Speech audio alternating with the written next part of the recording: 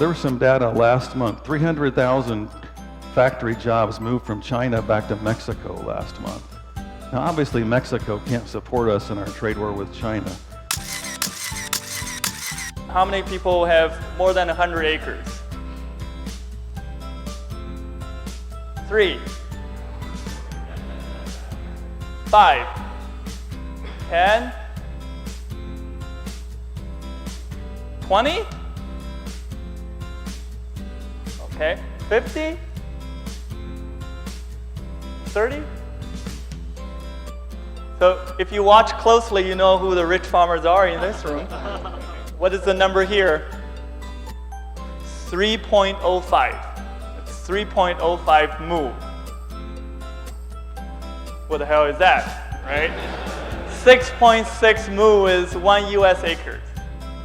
That's less than half US acres what the total land for the entire family to farm. How much money you can make with half US acres.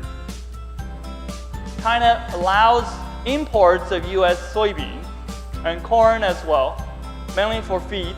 But if you're a Chinese farmer who want to grow GM corn, the government actually go in and till your land. It's illegal. What do you think are the 2 biggest drivers to yield performance in the field? 2 biggest drivers to yield. What's that? Planting early? Maybe. Drainage? Bingo. I need candy. Here, you get a piece of candy. I get some. You get a Tootsie Roll for getting that right. Think of if you had a 5-gallon bucket full of golf balls and you tried to shove your hand to the bottom of that bucket, it'd be tough. That's what your soil's like if you have too much magnesium. You can't push water through that. The only way you can do is you got to get water to move through to pull oxygen behind it. If you go back and look at 2017 and 2018, you'll notice that the max amount of insurance that he had on soybeans was $75. Well, that made the bean bushels worth over 12. If you do the math and you take the number of bushels within that band times whatever the spring price was, we were ensuring profitability on all those bushels in the band when our spring price was only at $10. But really why we're here is all about risk management. Can I see a show of hands of those that do carry crop insurance? They have a good understanding of the product. Some are paying anywhere from $7 to $9 more an acre in the event that the price were to go up in the fall and have the product work just like their federal crop insurance. It was ease of mind for them just to think about it and figure it out. When you think about software and why this is important, because you guys have been selling grain the same way your whole career. Like, there's been very little change there. On the phone, right? You pick up the phone. I want you to equate it to trying to get an airline ticket in 1990.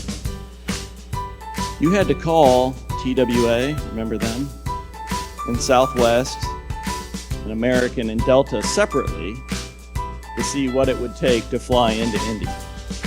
And you essentially have to do that in grain prices with local markets today, and so people don't. They simplify the habit because the search cost and time is too high. In a perfect world, you wouldn't even farm it. I mean, it's like dirt in Missouri. I'd throw that in there for you, Eddie. But this is after we are already varying all the inputs, because see, the way SMS technology works, we know exactly how many pounds of chicken litter was applied to that hillside. We know exactly how many seeds were dropped. We know exactly all that stuff. We can apply some cost numbers for overhead, for land value, or for rent. And what you end up with is, even after doing all that stuff, some of these soils types don't make any money. And I believe Ben said a little bit ago, we need to start lobbying to find ways to get some more of these types of areas into CRP. And the Chinese president is talking about the rejuvenation of the Chinese nation, which in a way is like Make China Great Again, right? So with that, I will end. So.